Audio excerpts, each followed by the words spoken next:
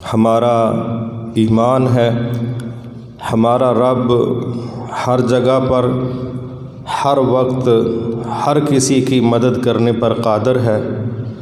وہ جس کی جس طرح چاہتا ہے مدد فرماتا ہے، اس کے علاوہ کسی کے لیے کوئی پناہ کی اور نجات کی جگہ نہیں ہے۔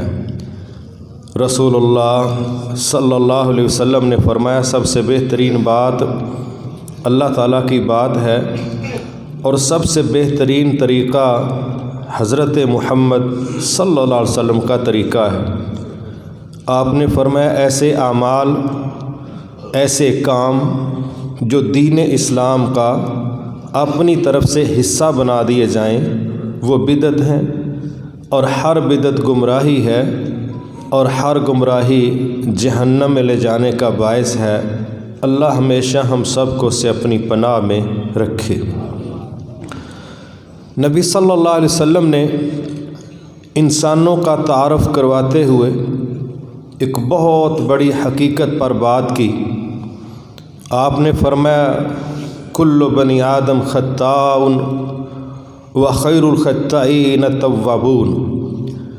فرمایا آدم علیہ السلام کی جتنی بھی اولاد ہے سب کے سب خطا کار ہیں، ان سے غلطیاں ہوتی ہیں، ہو سکتی ہیں، لیکن ان گناہ گاروں میں سے خطا کاروں میں سے بہترین خطا کار وہ ہے جو اپنی غلطی پر اڑتا نہیں، ضد نہیں کرتا، پلٹ آتا ہے، پیچھے آ جاتا ہے، رجوع کر لیتا ہے، واپس آ جاتا ہے۔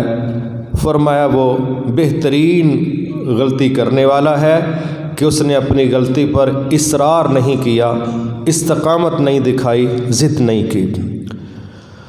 اور جب کوئی شخص یہ طے کر لیتا ہے کہ میں نے اپنی غلطیوں کو دہرانے سے بچنا ہے، تو بعض اوقات اس کا نتیجہ اتنا شاندار ہوتا ہے کہ وہ بڑے بڑے غلطی نہ کرنے والوں سے آگے گزر جاتا ہے۔ اس کی ایک وجہ یہ ہے کہ غلطی نہ کرنے والے بعض اوقات کسی ذوم میں مبتلا ہو جاتے، حالانکہ غلطیاں تو ہوتی ہیں، صرف اتنا میں کہوں گا کہ ان کی غلطیوں کا معاشرے میں انکشاف نہیں ہوتا، کیونکہ جو بھی اولاد آدم سے ہے نبی صلی اللہ علیہ وسلم فرما رہے ہیں کہ ان سے غلطی تو ہوتی۔ اگر کسی کی غلطی معاشرے کے اندر منکشف نہیں ہے، اللہ نے کسی کا پردہ رکھا ہوا ہے، اور وہ یہ سمجھ لے کہ میں نے تو کبھی غلطی کی ہی نہیں، یہ بہت بڑی غلط فہمی ہے جو ہم لوگوں کو دینے کی کوشش کرتے ہیں۔ ایسا کبھی نہیں ہے۔ ہاں، ایسا ہو سکتا ہے معاشرہ کسی اور طرز کی غلطی کرتا ہے، میں کسی اور طرح کی کرتا ہوں۔ معاشرے کے اندر بعض لوگوں کی غلطیاں میڈیا کی نظر بھی ہو سکتی ہیں، اور میری غلطی گھر والوں سے بھی چھپی ہوئی ہے، یہ ہو سکتا ہے۔ لیکن کوئی شخص یہ کہے کہ میں نے تو کبھی غلطی نہیں کی، مجھ سے تو کبھی غلطی ہوئی نہیں، میں تو غلطی کرتا ہی نہیں، یہ جھوٹ ہے، کیونکہ یہ رسول اللہ صلی اللہ علیہ وسلم کی جو حدیث میں نے آپ کے سامنے رکھی ہے اس کے بالکل برعکس بات ہے۔ وہ میں نے پہلے کہہ دیا ہے، عین ممکن ہے اس کی نوعیت الگ ہو، اس کی نوعیت کوئی اور ہو، قسم اور اس کی کوئی اور ہو، البتہ غلطیاں ہوتی۔ تو جو شخص جس سے غلطی ہوئی وہ شرمندہ ہوا، اس نے معافی مانگی، اس نے اپنے رب کے سامنے اپنی معافی کو اس لیول پر پیش کیا کہ حدیث کے مطابق بعض اوقات جتنے اس نے گناہ کیے تھے اللہ ان سب گناہوں کو نیکیوں میں تبدیل کر دیتا ہے۔ تو یہ بعض ان لوگوں سے جو سمجھتے ہیں کہ ہم نے تو کبھی گناہ کیا ہی نہیں، ان سے ایسے لوگ بعض اوقات بہت آگے چلے جاتے ہیں، کیونکہ ہمیں قرآن و حدیث سے یہ بات بھی سمجھ آتی ہے، رب کو ترلے منتیں بہت پسند ہیں، بہت پسند ہیں۔ ترلے منتیں کون کرے گا؟ جو اپنے آپ کو قصوروار ٹھہرائے گا، جو مانے گا کہ انی ظلمت نفسی ظلما کثیرا، جو مانے گا کہ میں نے اپنی جان پر بڑے ظلم کیے ہیں، مجھ سے بڑی غلطیاں ہوئیں، اور جو یہ تاثر دے میں نے غلطی کوئی نہیں کی، تو اس کا انداز ہی عجیب ہوتا ہے۔ اور جو مانتا ہے کہ مجھ سے غلطیاں ہوئی ہیں، اس کے اندر عاجزی کا آنا، شرمندگی کا آنا، احساس کا ہونا، یہ فطری چیز ہے۔ تو پہلی چیز تو یہ ہے کہ ہر انسان سے غلطی ہو سکتی ہے، ہوتی۔ اب اس میں دو پہلو ہیں۔ ایک پہلو ہے کہ جس انسان سے غلطی ہو جائے اس کا اپنا رویہ کیا ہو، اور دوسرا کردار اس میں یہ ہے کہ معاشرہ اس کے ساتھ کس طرح پیش آئے۔ یہ دو الگ الگ اینگل ہیں۔ ایک زاویہ ہے کہ جس سے غلطی ہوئی ہے وہ کیا کرے، اور دوسرا ہے کہ معاشرہ اس کے ساتھ کیا کرے، معاشرے کا رویہ اس کے ساتھ کیسا ہو۔ یہ ہے وہ بات جو آج ہم کرنا چاہتے ہیں۔ اللہ سے دعا ہے اللہ درست بات کرنے کی توفیق دے اور سمجھ کے عمل کی بھی توفیق عطا فرمائے۔ جہاں تک بات ہے غلطی کرنے والے کی، اس میں تو کسی بحث کی ضرورت نہیں ہے، وہ سیدھا سا یہی ہے کہ اپنی غلطیوں کا اعتراف کرے، اپنے رب کے سامنے ایک ایک کا نام لے لے کے معافی مانگے۔ بالخصوص جو بڑے جرائم ہیں، کبیرہ گناہ جن کو ہم کہتے ہیں، ان کی معافی تو اس کو اسپیشلی مانگنی پڑے گی اور اس کو مانگنی چاہیے۔ اور اس میں بعض اوقات اس غلطی کا تعلق اگر انسانوں سے ہے تو انسانوں سے بھی معافی مانگنے کی ضرورت پیش آ سکتی ہے۔ وہ اگلی بات ہے کہ اگلا بندہ بھی اعلیٰ ظرفی کا مظاہرہ کرتے ہوئے وہ معاف کر دے، وہ انتقام لینے کی منصوبہ بندی نہ کرے۔ اللہ سے استغفار کرنا، معافی مانگنا، شرمندہ ہونا، اپنی اصلاح کا پختہ عزم کرنا، ماحول کو بدلنا، یہ چند وہ چیزیں ہیں جو اس کے متعلق ہیں جس سے غلطی سرزد ہوئی۔ لیکن جو بات ہم آج تفصیل سے کرنا چاہتے ہیں وہ یہ ہے کہ جس سے غلطی ہوئی وہ سمجھ لیں بطور ملزم، بطور مجرم ہمارے سامنے آ گیا ہے۔ اب ہم اس کے متعلق بطور والد، بطور دوست، بطور جج، بطور حکمران، بطور لیڈر، بطور بڑا ہم کیا کردار ادا کریں، ہمارا رویہ اس کے ساتھ کیسا ہو، ہم اس کو کس طرح ڈیل کریں۔ غلطی تو وہ کر بیٹھا ہے، اعتراف وہ کر رہا ہے، اب ہم نے اس کو کس طرح ڈیل کرنا ہے، یہ ایشو ہے۔ اب معاشرے کے اندر ایک بات کی جاتی ہے کہ ہم تو اصلاح کرنا چاہتے ہیں، بڑی خوبصورت بات ہے، لیکن بہت دفعہ یہ ٹرم مس یوز ہوتی، اصلاح نہیں ہوتی۔ اللہ نے قرآن مجید میں بھی ایک طبقے کا ذکر کیا، کہا بعض لوگ ایسے ہیں جب ان سے کہا جاتا ہے نا زمین میں فساد نہ مچاؤ تو کہتے ہیں ہم تو اصلاح کر رہے ہیں، ہم تو اصلاح کر رہے ہیں۔ جس کو رب فساد کہے وہ اصلاح نہیں ہو سکتا۔ اصلاح وہی ہوگی جس کو رب اصلاح تسلیم کرے، جس کو رب فساد کہے وہ اصلاح نہیں، اور فسادیوں کو اللہ پسند نہیں کرتے۔ اور یہ بھی میں کہنا چاہوں گا، رب کو تو پتہ ہی ہے اصلاح کیا ہے، فساد کیا ہے۔ اللہ کی قسم بہت حد تک اصلاح کرنے والوں کو بھی پتہ ہوتا ہے، فساد کرنے والوں کو بھی پتہ ہوتا ہے کہ ہم اصلاح کر رہے ہیں یا فساد کر رہے ہیں، پتہ ہوتا ہے۔ وہ جو اللہ نے فرمایا نا بل الانسان علی نفسہ بصیرہ ولو القی معذیرہ، انسان اپنی ذات پر خود گواہ ہے، وہ خود اپنا محاسب ہے، وہ خود اپنا چیک رکھ سکتا ہے، وہ جانتا ہے کہ کیس کی گہرائی حقیقت کیا ہے، لیکن لوگوں کو مطمئن کرنے کے لیے وہ عذر پیش کرے گا، بہانے پیش کرے گا، ادھر کی مار ادھر کی مار، کس لیے کہ لوگ مطمئن ہو جائیں کہ میرا مطلب یہ تھا، لیکن اس کو پورا پتہ ہوتا ہے کہ اس کا مطلب کیا ہے، اس کو پورا پتہ ہوتا ہے۔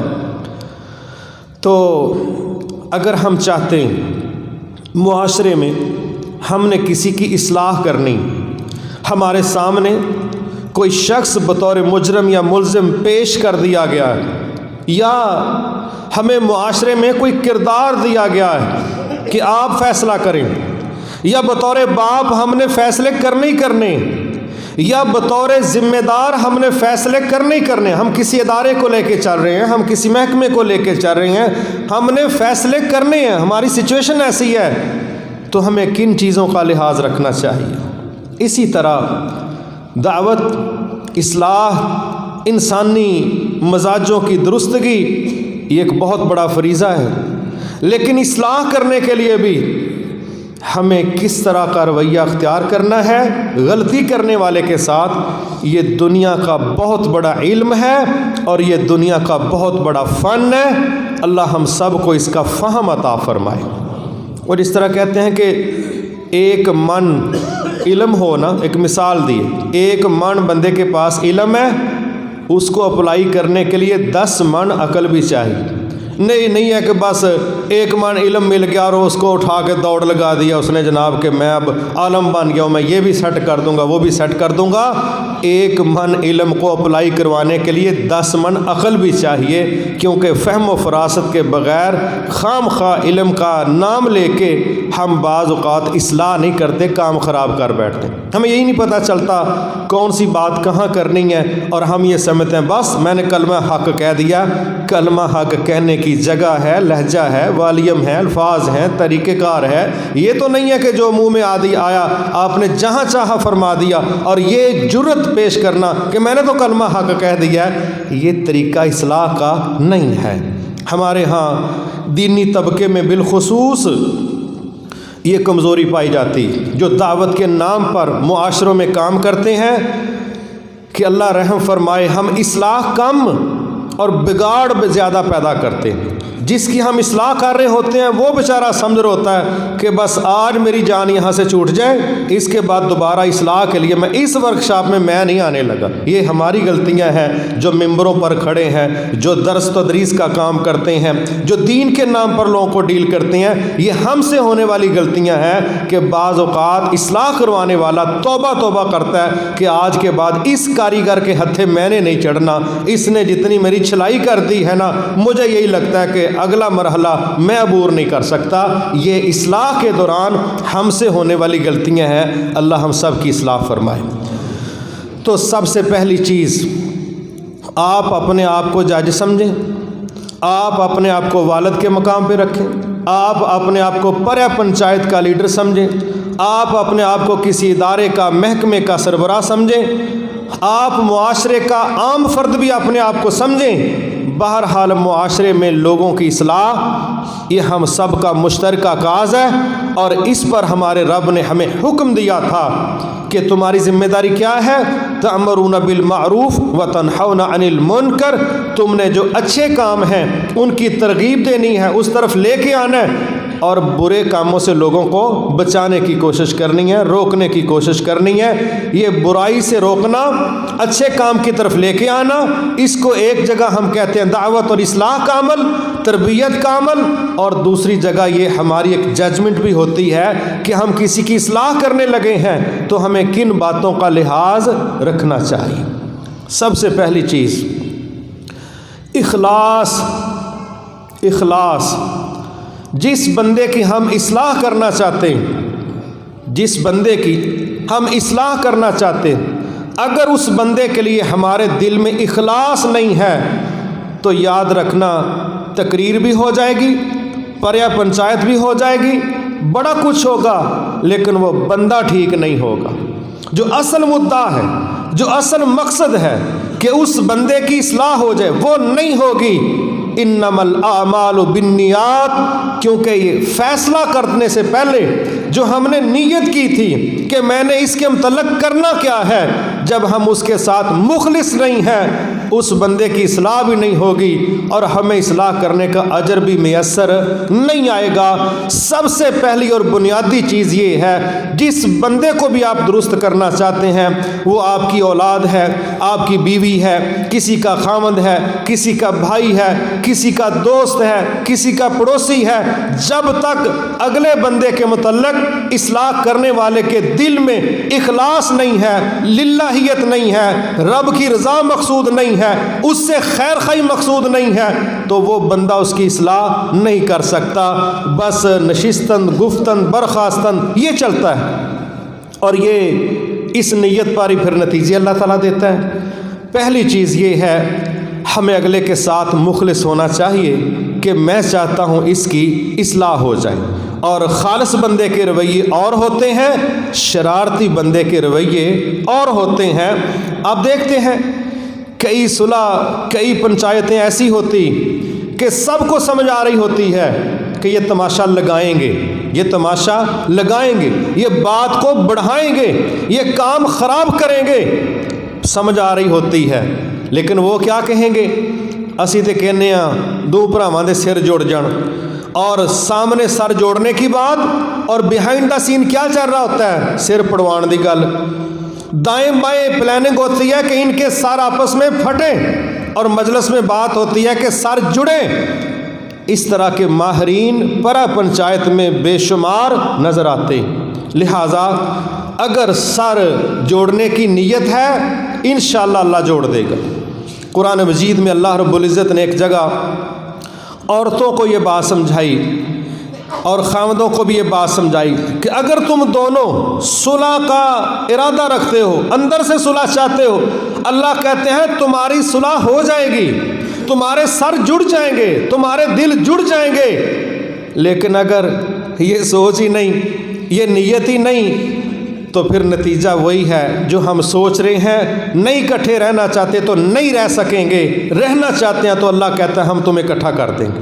تو یہ چیز معاشروں کی اصلاح کے لیے بھی بڑی بیسک سی چیز ہے کہ اگر ہم چاہتے ہیں ہم نے کسی فرد کی اصلاح کرنی ہے تو پھر اخلاص، للہیت، ہمارا رویہ، ہمارا مثبت کردار یہ گواہ ہوگا کہ ہم اس کی اصلاح چاہتے ہیں۔ لیکن ہماری شرارتیں، ہماری ڈبل گیم، ہماری بیک ڈور ڈپلومیسی، ہماری طنز یہ بتائے گی کہ ہم اصلاح نہیں چاہتے، ہم اصلاح نہیں چاہتے۔ اس لیے ہر شخص کے متعلق جس نے بھی دعوت کا کام کرنا ہے، جس نے فیصلہ کرنا ہے، جس نے کسی کی اصلاح کرنی ہے، سب سے پہلے وہ اس چیز کی اصلاح کرے جو اس کی ذات کے متعلق ہے، بطور داعی، بطور جج، بطور لیڈر، کہ میں اللہ سے ڈر کے طے کرتا ہوں کہ میں اس کی اصلاح چاہتا ہوں، مجھے فساد مطلوب و مقصود نہیں ہے۔ انشاءاللہ ہمارا رب اس اخلاص کی بنیاد پر اچھے نتیجے دے گا۔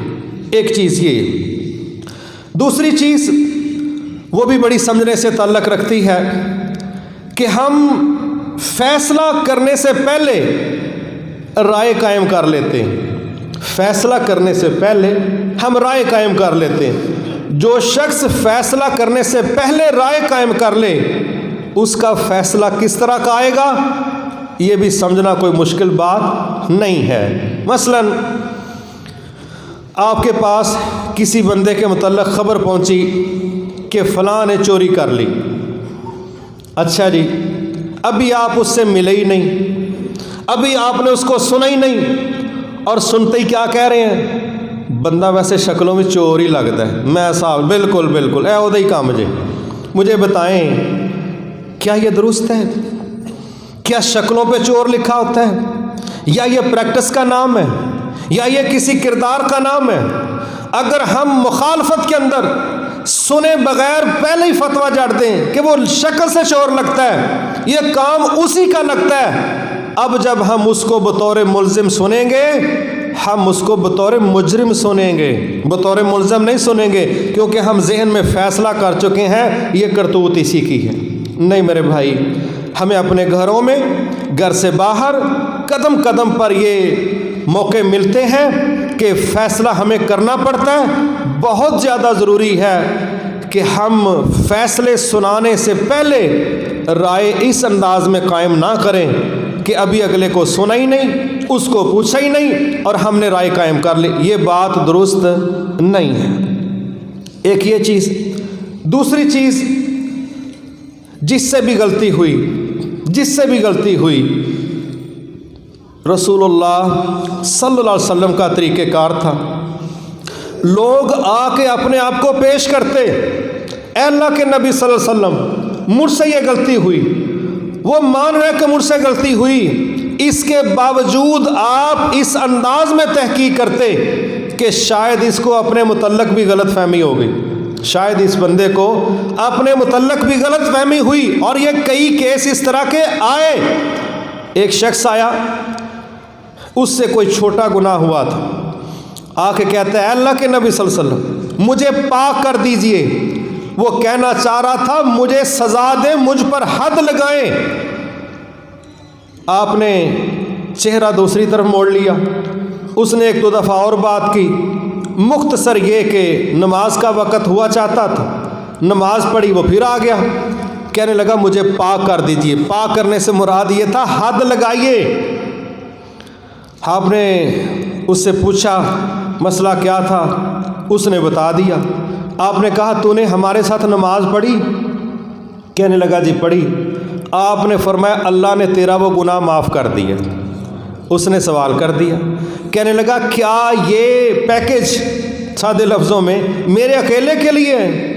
آپ نے فرمایا نہیں، یہ میری پوری امت کے لیے، سب کے لیے۔ نماز کے ساتھ اللہ گناہوں کو معاف کرتا ہے، میں یہ سب کی بات کرتا ہوں۔ اب اگر آپ اس سے پوچھتے ہی نہیں کیس کیا ہے، ہوا کیا ہے، اور آپ بندے کو بلاتے ہیں پاؤ بھی لمیا کوڑے مارو، یہ تو نہیں طریقہ کار بھائی۔ رسول اللہ صلی اللہ علیہ وسلم منصف اعظم، زمین پر سب سے بڑے عدل کرنے والے، آپ غلطی کرنے والے کو سن رہے ہیں، کیا ہوا ہے، ڈیٹیل کیا ہے؟ ایک اور شخص آیا، اس نے باقاعدہ بڑے گناہ کی بات کی، زنا سرزد ہوا، تو اس نے کہا کہ جی مجھ سے یہ غلطی ہوئی۔ آپ نے کچھ اشارے کنائے، کچھ مثالیں دے کے باقاعدہ گہری تحقیقات کی۔ کیوں؟ اس کے بعد یہ بندہ سنسار ہونا تھا، اس کے بعد اس کے پاس زندہ رہنے والا موقع، تو اس کیس کو آپ نے نارمل نہیں لیا کہ وہ کہہ رہے میں نے یہ برا کام کیا تو آپ کہتے ہیں لٹاؤ اس کو، نہیں، آپ نے اس کو تشبیہات دیکھ۔ پہلا تو سوال یہ کیا تو ٹھیک تو ہو، ذہن تو کام کر رہا ہے، پھر ایک تشبیہ دی۔ اس تشبیہ کو جب اس نے سمجھا، اس نے کہا ہاں بالکل اسی طرح ہوا ہے۔ اس تفصیلات کو سننے کے بعد آپ نے کہا اب اس کو سزا دو۔ کیوں کہہ رہے تھے؟ ہو سکتا ہے جو کام تھا نہیں یہ اس کو وہ قرار دے بیٹھے، ایک زنا بنتا نہیں یہ اس کو زنا قرار دے بیٹھے، جس طرح کہ وہ پہلا بندہ کہہ رہا تھا مجھے حد لگائیں، حد لگا کے پاک کریں، آپ کہہ رہے ہیں تیرا کیس حد والا ہے نہیں، اور ہمارے ہاں وہ منہ کہن رہے ہیں۔ بھئی سنو تو صحیح، بات کیا ہے، ہوئی کس طرح ہے، اس کی فہم کیا ہے، اس کا دماغ کس لیول کا ہے۔ اللہ اکبر، اس کو سنا نہیں، فیصلہ صادر۔ نبی صلی اللہ علیہ وسلم ملزم کو سنے بغیر فیصلہ نہیں دیتے تھے۔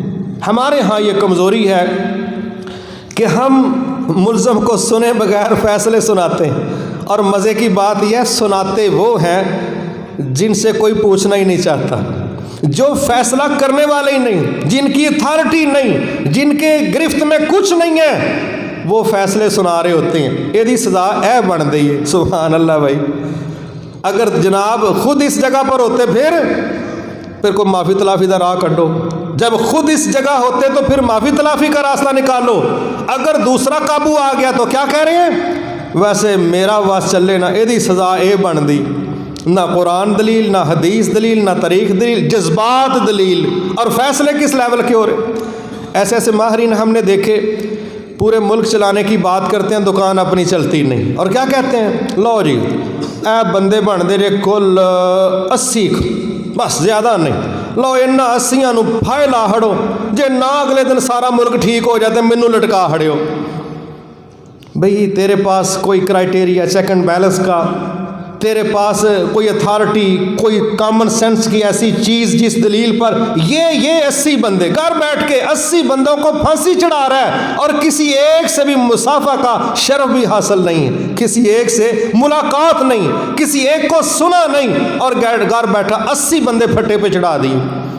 ਇਹੋ ਜਿਹੇ ਬੰਦੇ ਅੱਧੀ ਰਾਤ ਤੋਂ ਬਾਅਦ ਤੱਕ ਫੱਟੇ ਤੇ ਹੀ ਦੁਕਾਨੋਂ ਬਾਹਰ ਬਹਿ ਰਹਿੰਦੇ ਨੇ ਤੇ ਘਰੋਂ ਆ ਕੇ ਸਵਾਏ ਗਾਲਾਂ ਖਾਣ ਤੋਂ ਇਹਨਾਂ ਦੇ ਪੱਲੇ ਕੁਝ ਨਸੀਬ नहीं, इसलिए कि फटे के लोग हैं, फटे की बातें हैं। इस तरह 80 लोगों को फांसी पर नहीं चढ़ाया जा सकता। ये मजाज नहीं है इस्लाह का।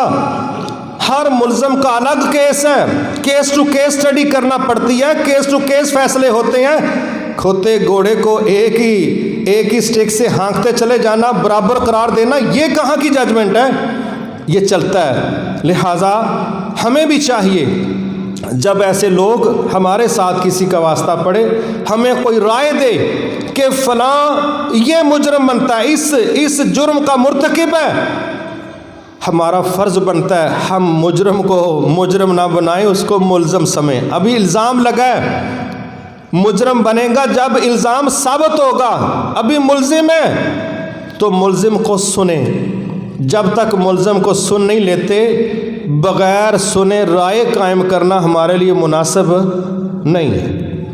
मैं एक बात कहा करता था, हमारे साथ ये बड़ा पेश आता था कि मुजाहिदीन के मुतल्लक दुनिया बड़ा प्रोपेगेंडा करती थी, बड़ा बाद लोगों की ड्यूटी माशाल्लाह इसी तरह की होती है, अल्लाह रहम फरमाए, उनकी फ़ाइलें भरी होती हैं मुजाहिदीन के ख़िलाफ़ प्रोपेगेंडा कर के, और वो इल्ज़ाम उनको पता ही नहीं है इसकी नौइयत क्या है, हकीकत क्या है, लेकिन इल्ज़ामात ब्रस्ट पर रख कर पूरी मैगज़ीन खाली कर देते हैं जहाँ उनका बात चलता है। मैं कहा करता था यार कम अज़ कम बतौर मुल्ज़म ही हमें सुन लो, हमें भी तो सुनो ना। कुछ हमसे कहा होता, कुछ हमसे सुना होता, गैरों से कहा तूने, गैरों से सुना तूने। पूरी दुनिया मुल्ज़िम को हक़ देती है कि जनाब तुम्हारी सज़ा का ऐलान हो सकता है, तुम्हारे ऊपर ये इल्ज़ाम है, तुम भी तो कुछ बोलो। और हमारे यहाँ मिंबरों पर खड़े होके मुजाहिदीन पर इतने बड़े इल्ज़ाम लगा देते हैं और हमें बतौर मुल्ज़िम भी सुनने का मौका नहीं देते। क्या कमाल के जज और क्या कमाल के काजी हैं, और खड़े भी वहाँ होते हैं जहाँ कहते हैं हम वारिस हैं रसूल अल्लाह सल्लम के। सुभान अल्लाह, क्या कमाल के वारिस। इसलिए जब भी किसी के मुतल्लक फ़ैसला करना हो तो मुल्ज़िम को सुनने का हक़ ये अल्लाह के नबी ने दिया है। हत्ता के क़यामत को अल्लाह ताला भी बाकायदा पूछेंगे, उनसे सवालात होंगे, कब्र में पूछा जाएगा, और जब वो जवाबों में फ़ेल होंगे तब कोई जहन्नम में जाएगा और जो पास होगा वो जन्नतों में जाएगा। ये इन्वेस्टिगेशन का अंदाज़, पूछने का अंदाज़, तहकीक का अंदाज़ इस कायनात के खालिक का भी है, रसूल अल्लाह सल्लम का भी है, पूरी दुनिया का अखलाकी तौर पर यह किरदार है। जिसके मुतल्लक फ़ैसला करना है कम अज़ कम उसको सुन तो लें, उसके बाद जो आपको समझ आए आप करें, लेकिन उसको सुने बगैर फ़ैसला सुना देना ये हमारे लिए मुनासिब नहीं है। फिर एक और चीज़ है, वो है गुस्सा में फ़ैसला करना। हमारे अंदर ये कमज़ोरी पाई जाती कि जब हमें कोई ख़बर मिलती तो हमारा बीपी फौरी हाई होता है, तो उस बीपी के हाई होने की वजह से हम वही अदालत लगाते हैं, ना मुल्ज़म से आमना सामना, ना तहकीक, ना दलील। बस जब हमारा पारा हाई हुआ हमने साथ ही फ़ैसला सुना दिया, अपने आप को ही सुना दिया। अब उसी फ़ैसले को पढ़ के सुनाने के लिए हम पेश होते हैं मजलिसों के अंदर। नबी सल्लल्लाहु अलैहि वसल्लम जो सबसे ज़्यादा फ़ैसले करने वाले हैं, आपने दो टोक हमें ये नसीहत की है कि गुस्से की हालत में फ़ैसला करने वाला फ़ैसला नहीं करेगा। मना किया कि गुस्से में जज को इजाज़त नहीं है, काजी को इजाज़त नहीं है वो गुस्से में फ़ैसला करे। कहा जाता है कि गुस्सा ऐसी आंधी है जिसमें अकल का चिराग बुझ जाता है, और जब अकल का चिराग बुझ जाए तो इस बुझे हुए दिए ने क्या करना है, अंधेरी खिलारेगा और क्या करेगा। ये एक बात। ये दूसरी चीज़,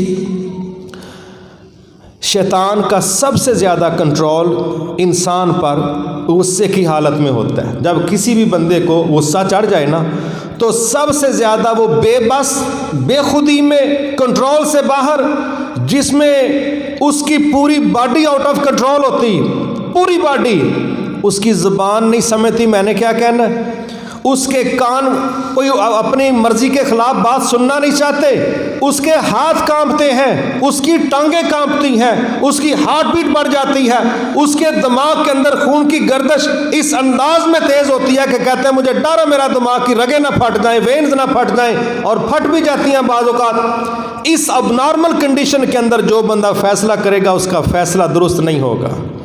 یہ حالتیں فیصلہ کرنے والی نہیں ہیں، یہ حالتیں فیصلے سنانے والی نہیں ہیں، یہ حالتیں رائے قائم کرنے والی نہیں ہیں۔ اس لیے ہمیں سب سے پہلے یہ بات سمجھائی گئی کہ ہم نارمل حالت میں ہوں، نارمل حالت میں بالکل ٹھنڈا دل و دماغ جس میں ساری سینسز درست اسیس کر سکیں، کیس ہے کیا، سزا بنتی کیا ہے، تنفیذ کس طرح کرنی ہے، نتیجے کیا نکلیں گے، غلطی کی حقیقت کیا ہے، اسباب کیا ہے، یہ ساری چیزیں ٹھنڈے دل و دماغ سے جانچی جا سکتی ہیں۔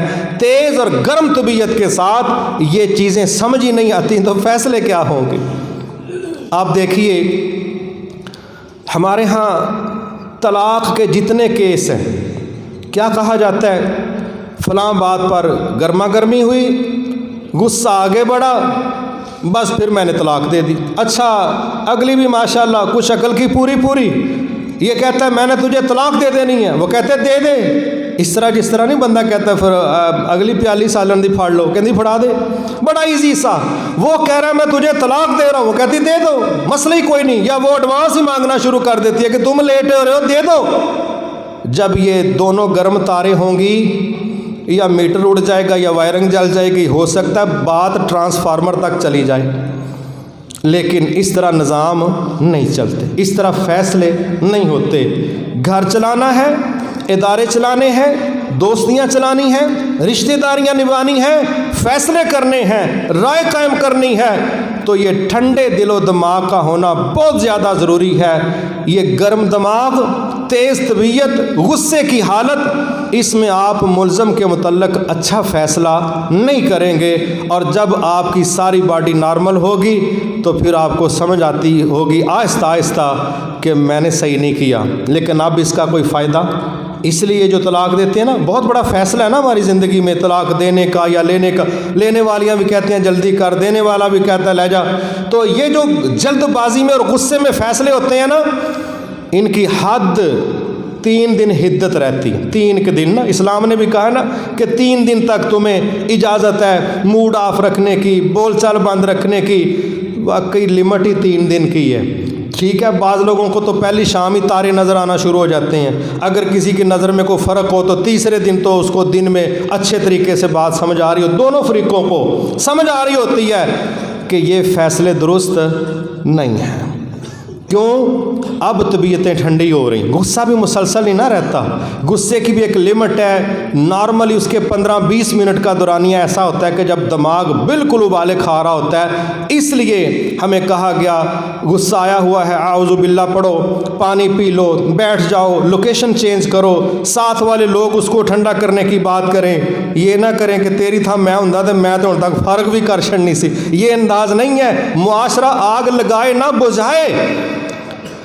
جب اس انداز میں ہم رائے قائم کریں گے اور فیصلے کریں گے تو انشاءاللہ فیصلے وہ ہوں گے جن پر بعد میں ہم شرمندہ نہیں ہوں گے۔ غصے میں فیصلے غلط، اور جب ساری باڈی سارا نظام نارمل ہوتا ہے پھر ہمیں سمجھ آنا شروع ہوتی ہے کہ فیصلہ درست نہیں، پھر ہمارے پاس معذرت اور شرمندگی کے علاوہ کچھ باقی نہیں بچتا۔ اسی معذرت اور شرمندگی سے بچنے کے لیے ہمارے دین نے ہمیں یہ سمجھایا ہے کہ غصے کی حالت میں فیصلے نہیں کرنے۔ اللہ تعالی ہمیں اس کی بھی توفیق عطا فرمائے۔ ایک اور چیز ہے، جب ہم کسی کو ڈیل کر رہے ہوتے ہیں، فیصلہ کرنے کے لیے، اصلاح کرنے کے لیے، اس کو ٹھیک کرنے کے لیے، اللہ اکبر، ماشاءاللہ بعض کاریگر ایسے ہوتے ہیں ورکشاپس میں یا ریپیئرنگ کرنے والے، وہ کسی چیز کو کھولتے ہیں نا تو ان کے پیچ کس، ان کے پلاس، ان کے رینچ اس طرح چلتے ہیں کہ بعد میں کیا کہتا ہے، یہ نٹ بولٹ ہی نواں پینا ہے۔ وہ جس طرح ڈیل کر رہا ہوتا ہے نا، انے واہ اس کے ساتھ وہ پوری باڈی کا بیڑا گرک کر رہا ہوتا ہے، وہ نٹ، وہ بلٹ، وہ پیچ، وہ اس طرح تباہی کے ساتھ ان کو ڈیل کرتا ہے کہ وہ بیچارے پہلے سے زیادہ خراب ہو جاتے ہیں۔ اور وجہ کیا بیان کرتے ہیں کہ نہیں یہ دی حالت ہی نہیں سی، میں پھر تھوڑے دا تاں استعمال کیتا ہے، کھلدا ہی نہیں سی پیا۔ میرے بھائی، جب آپ کسی بندے کو یہی باور نہیں کروا پا رہے کہ آپ اس کی اصلاح کر رہے ہیں یا بے عزتی، تو اس کی اصلاح نہیں ہوگی۔ اس کی اصلاح، ہم سے کیا ایک غلطی ہوتی، ہم اصلاح کم کرتے ہیں، بے عزتی زیادہ کرتے ہیں۔ اگلا بندہ سمجھ رہا ہوتا ہے کہ اس میں میری اصلاح نہیں ہو رہی، مجھے ذلیل کیا جا رہا ہے۔ بہرحال اس میں اتنا کہنا چاہوں گا، بات کرنے والوں کو، ڈیل کرنے والوں کو سمجھنا چاہیے کہ اگر ہم یہ فرق نہ سمجھا سکے کہ ہم آپ کی اصلاح کر رہے ہیں، تو پھر وہ یہی سمجھے گا کہ آپ اس کی انسلٹ کر رہے ہیں۔ اور جس ملزم کے ذہن میں یہ بات بیٹھ گئی کہ آپ اس کی اصلاح نہیں کر رہے، انسلٹ کر رہے ہیں، آیتیں پڑھیں، حدیثیں پڑھیں، نصیحتیں کریں، اب اس کی اصلاح نہیں ہوگی، کیونکہ آپ اصلاح کاری نہیں رہے، آپ کاری بیچتی رہے۔ یہ ٹیکنیک کہ اصلاح میں اور انسلٹ میں فرق رکھنا، یہ ڈیل کرنے والے کا فرض بنتا ہے کہ وہ اس کا احساس کرے کہ اگلے بندے کی بے عزتی مقصود نہیں ہے، اس کی اصلاح مقصود ہے۔ جس کی میں ایک مثال دیتا ہوں، نبی صلی اللہ علیہ وسلم لوگوں کی اصلاح کے حوالے سے ڈائریکٹ نام لے کے نہیں کہتے تھے، اٹھا فلانیا اے تو گل کیتی ہے، نہیں، یہ آپ کا طریقہ نہیں تھا۔ مجلس میں کسی نے بات کر دی، آپ تک بات پہنچی، آپ جب اس خرابی کی اصلاح کرتے تو جن سے غلطی ہوئی آپ ان کا نام نہیں لیتے تھے، لوگوں میں ان کا نام نہیں لیتے تھے، اور روٹین میں کیا کہتے، اتقولون کذا و کذا، لوگوں تمہیں کیا ہو گیا، اس طرح کی باتیں کرتے ہو۔ اچھا، جس نے کی ہوتی ہے اس کو بھی پتا تھا کہ بات تو میں نے کی ہے، لیکن ان کا پردہ بھی رہ جاتا۔ معاشرے کے اندر جب کسی کا پردہ رکھ کے اصلاح ہوگی، اس کے مرض کی نشاندہی ہوگی، انشاءاللہ اس کی اصلاح ہو جائے گی۔ اور جب ہم یہ کہیں گے نہیں پتہ تو لگے نا بندہ کیڑا، کھڑا کرو دے وچ، بس اب شاید ہم اصلاح نہیں کریں گے، شاید ہم تھوڑی اصلاح کرنے کے بہانے بڑی خرابی کر بیٹھیں، اور یہ ہمارا وہی رویہ ہوگا جو ایک اناڑی کاریگر کا ڈیوائسز کے ساتھ، چیزوں کے ساتھ ہوتا ہے کہ وہ ٹھیک کرتے کرتے کوئی اور کام خراب کر بیٹھتے ہیں۔ اس لیے یہ ہماری ذمہ داری ہے کہ ہم اس چیز کا جائزہ لیں کہ ہم اصلاح کر رہے ہیں یا انسلٹ، اور ہمارا اندر بتائے گا کہ ہم انسلٹ کرنا چاہ رہے ہیں یا اصلاح۔ تو اگر ہم چاہتے ہیں کسی کی اصلاح ہو تو پھر ہمارے رویے ادب والے، اخلاص والے اور طرح کے ہوں گے۔ اگر ہم انسلٹ کرنا چاہتے ہیں تو ہماری لینگویج، لہجے، لفظ بڑا کچھ بدل سکتا ہے، اور ہر بندے کا ضمیر اس کو بتلائے گا کہ میں اس کا خیر خواہ ہوں یا میں اس کی انسلٹ کرنا چاہتا ہوں۔ اس پہلو کا بھی لحاظ رکھنا بہت زیادہ ضروری ہے۔ اللہ ہمیں اس کی بھی توفیق عطا فرمائے۔ ایک اور چیز ہے، وہ بیان کر کے باقی باتیں اللہ نے چاہا تو بعد میں بات کریں گے۔ چھوٹی غلطی، بڑی غلطی، اس کا لحاظ رکھنا بڑا ضروری۔ اس کائنات میں سب سے قوت والی ذات اللہ کی ذات، ہر چیز پر قادر ہے، اس کو کوئی پوچھنے والا نہیں۔ اس نے بھی ایک ٹرم ہمیں سمجھائی، چھوٹے گناہ، بڑے گناہ، کبیرہ گناہ، صغیرہ گناہ۔ یہ کیا ہے کہ بعض غلطیاں بڑی ہوتی ہیں اور بعض غلطیاں چھوٹی ہوتی ہیں۔ ہم اگر چھوٹی غلطی کا رد عمل بڑی غلطی کے برابر دیں گے تو یہ ہمارا درست فیصلہ نہیں، اور اگر بہت بڑی غلطی پر چھوٹا رد عمل دیں گے تو یہ بھی درست نہیں۔ تو غلطی کا سائز، اس کے مطابق ہمارا عمل یا ہمارا جواب یا ہمارا رد عمل یہ ہونا چاہیے۔ اگر ہم چھوٹی غلطی کی اصلاح کرتے کرتے بڑا رد عمل دیں گے تو سمجھ لیں ہم نے بے تدبیری اختیار کی، ہم نے درست تدبیر اختیار نہیں کی۔ اب آپ دیکھیں کہ اسلام نے بہت بڑے بڑے گناہوں پر کمپرومائز کیا۔ یہ میں اس لیے لفظ بول رہا ہوں کہ ان گناہ کو کرنے والے بندوں کو جنت سے مستقل محروم نہیں کیا۔ بہت بڑا جرم ہے قتل، بہت بڑا جرم ہے بدکاری، بہت بڑا جرم ہے چغلی غیبت، بہت بڑا جرم ہے فساد فی الارض، بہت کچھ ہے، لیکن جس بندے کو جنت سے مستقل پکا محروم کیا ہے وہ صرف مشرک ہے، وہ صرف رب کے ساتھ شرک کرنے والا ہے۔ اس کی ذات میں، صفات میں، عبادات میں اگر وہ کسی اور کو شریک کرتا ہے، اس پر کوئی کمپرومائز نہیں، اس پر کوئی سمجھوتا نہیں، اس پر کوئی ڈیل نہیں، مرنے کے بعد اس پر کوئی معافی کی بات نہیں۔ ہاں دنیا میں وہ معافی مانگ لے تو پھر اس کی معافی قبول ہے، لیکن باقی جتنے بھی گناہ ہیں رسول اللہ صلی اللہ علیہ وسلم نے فرمایا جس نے اخلاص کے ساتھ لا الہ الا اللہ کہا اللہ اس کو جنت میں ضرور داخل کرے گا۔